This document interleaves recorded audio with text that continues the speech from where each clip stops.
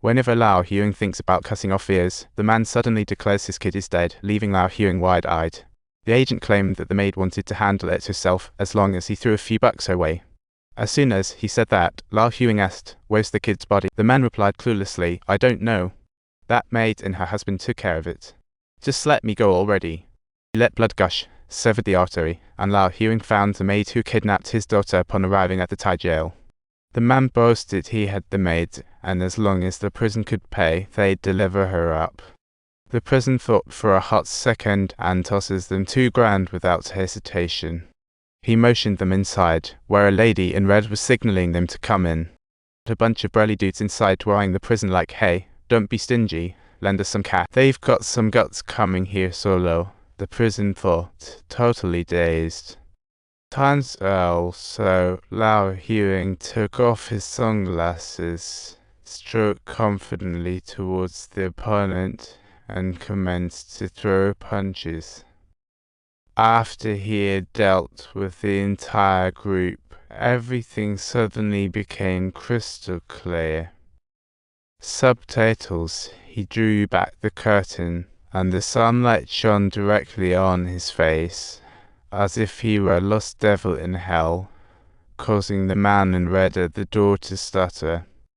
After splashing his face with some ice, Lao Huang casually mentioned those guys didn't seem to have a clue where Bangong was at. The scene shifts to a bustling market. Bangong is buying groceries, while her husband lies on the bed, scrolling videos for an opportunity. Before she could even set the veggies on the table, the screen went black and wham. Lao Huang had them bound in no time. After ripping the tape off the woman's mouth, Lao Huang asked, "Remember this little girl? Where is she now?" When the woman fell silent, Lao Huang decided to teach her husband a lesson, getting ready to snip off his finger. Not wanting her husband to become a human pincushion, she blurted that the little girl was still alive. Lao Huang was flabbergasted, instantly rushing to her side. "Excuse me? Could you say that again?" "I told you." The man and woman absconded with all the cash. Who in the world could that be? Chovo, Chovo. Lao Huang finally found his street-savvy friend, asking him about Chovo. The man exclaimed in shock, saying nobody in Bangkok was unaware of Chovo, the kingpin of the biggest supplement market. His main gig was selling supplements, but his side hustle, child trafficking. Lao Huang thought that if he wanted to find someone, he better hurry. So, he brought him to a wannabe baddie. The street-savvy guy laid out the deal, saying he'd throw in $20,000 for a makeover. He'd need to take Lao Huang to find the creeps who snatched up his daughter. Two rolled up to a restaurant, announcing they were there for some services. The voice in the phone bluntly told them to cross the street and get in the car.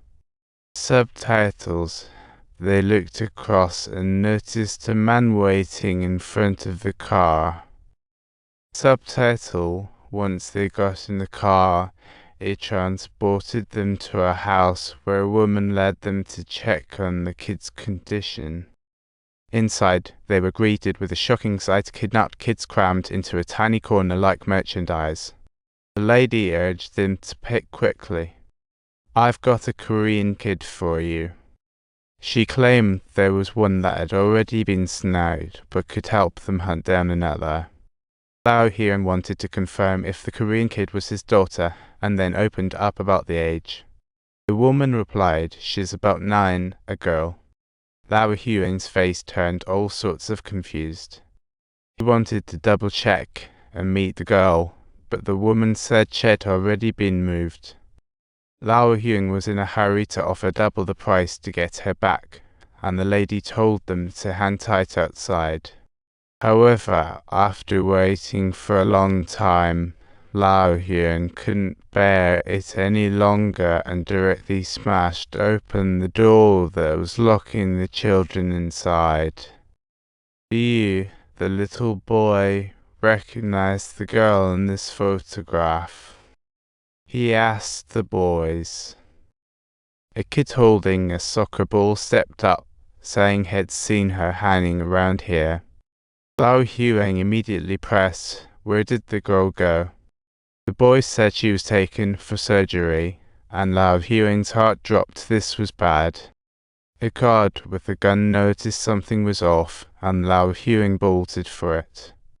Amidst the ensuing chaos, Lao Huang managed to restrain the woman and asked Shijin, who was good at translation, to interpret and inquire about the whereabouts of his daughter. It was the woman's last shot. She finally spilled the beans and the location, but all she knew was it was called La Paz Province, details unknown. Lao Huang was getting anxious. Just as he was about to choke the woman, a child's voice piped up from outside. The kid shouted that the surgery was at Wolf Den. Just when Lao Huang and his friend wanted to leave, a woman collapsed at the wall. They stared in shock at the scene, surprised to see Lao Lai had shown up. The troubles for both sides were growing increasingly severe, and the fateful battle was about to commence. That made Lao Huang feel anxious inside and the situation even messier.